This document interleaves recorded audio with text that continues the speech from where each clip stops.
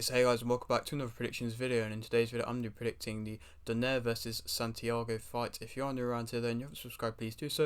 Like the video if you need to like the video, and let's get straight into it. So, going into this fight, Donaire is 42-7 with 28 KOs, and Santiago is 27, 3-5 with 14 KOs. This fight is for the vacant WBC Bantamweight World title. Donaire's last fight was a loss via TKO in round 2 versus Inoue, and Santiago's last fight was a win via stoppage in round 7 versus Nieves. Donaire is 40 and Santiago is 27, so of course a big age gap there, and that is probably the leading question mark around this whole fight, is Donaire's age and the fact he's coming off a loss. I feel like the last few fights, Donaire, especially after that last one, people keep saying and people keep thinking he's going to retire, and then he doesn't, and now he keeps coming back and he keeps getting these world title fights. And I mean, to be fair, I feel like there's still something there, even though he did get quite brutally stopped in that last fight. He still has the ability, and in the last Inoue fight before that he looked good, and I think he's still definitely world title level. And the fact that Inoue has vacated all the bantamweight belts, or at least majority of them, it means that there's a lot open, and it means that fights like for Donaire, I feel like he probably wouldn't fight again if it wasn't for a world title, and he's got this opportunity for possibly one last dance for him, or maybe continuing more if he gets to win, of course. Donaire is 5'7" with a 68.5-inch reach, and Santiago is 5'2" with a 65.5 reach, so there's a big reach differential there, and I feel like it doesn't play too much of a factor, because I feel like this is going to be maybe a little bit more of an in close range type of fight anyway, so I don't feel like Donaire is going to try and keep his distance, because I just don't see that as something he'd do, but he could, and he has the option to. Donaire is the oldest bantamweight champion ever. I think already he's been the case with when he won the bantamweight title before, but now he's coming in to break that record again. Also on this card though is Martin versus Harutian, in which I think Martin will win via unanimous decision. To be completely honest, I feel like this is a bit of a step down in opponent for Martin.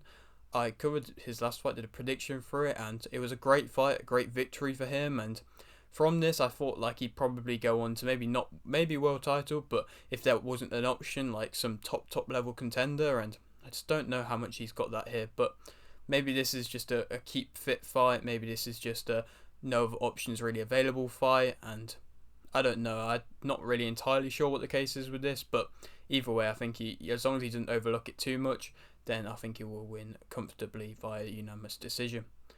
Moving on back onto the Donaire-Santiago fight. Donaire, of course, he's experienced. He's been at the top level for a long time. I mean, he's been fighting, I believe, since 2001. So, what, 23 years, 22 years now? Crazy. Seen pretty much every single style of opponent, so I feel like nothing is really going to be new to him, and nothing's really going to surprise him. He has immense heart, he changes levels well, he's a warrior, he has great shot selection, he can hit hard in his own right, of course, and he does put on that pressure and does want to be seemingly in close majority of the time. It seemingly didn't work against Inoue, just because I feel like, especially in that second fight, just how good Inoue did really show, but he's definitely still showing it against other fighters, Donaire, his level, and I think against Inoue in the first fight he showed his level and his ability, and just he's never somebody to be counted out. Of course there's most reasonable arguments, and probably is true, that he is past his prime, past his peak. He's got time against him, his chin is getting hurt more and more now, and I don't think that last fight really did it any favours.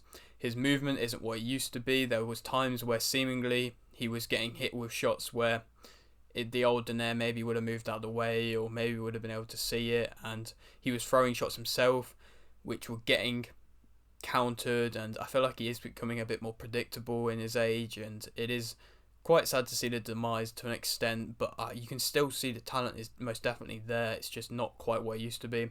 He can also be overwhelmed now just by the immense kind of pressure. He doesn't have the ability to be able to deal with immense pressure quite as well as what he used to be, and he needs time to gain rhythm, and I feel like when he does get into his rhythm, he is still a very solid technical ability, hard-hitting boxer, but he just needs that time to get into it, and I don't know how much he's going to get that here.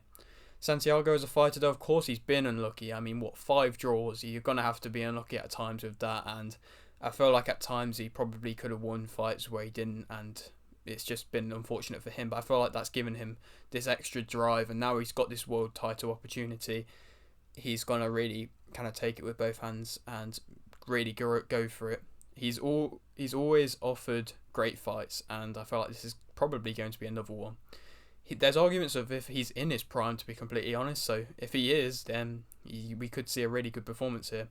He's an inside fighter, a body puncher, he makes adjustments throughout the fight, he changes levels well, applies pressure well, capitalises on mistakes, he's confident, controlled, accurate, improving with every fight, and that's something you really see when somebody is in their prime or in the lead up to their prime. They're improving with every fight, and then eventually you get to that peak, and then from there it then slowly starts to go down again. But I feel like he is still improving with every fight, and that's something you want to be seeing. And the fact that he can capitalise on mistakes, maybe not bade well for Donaire if he is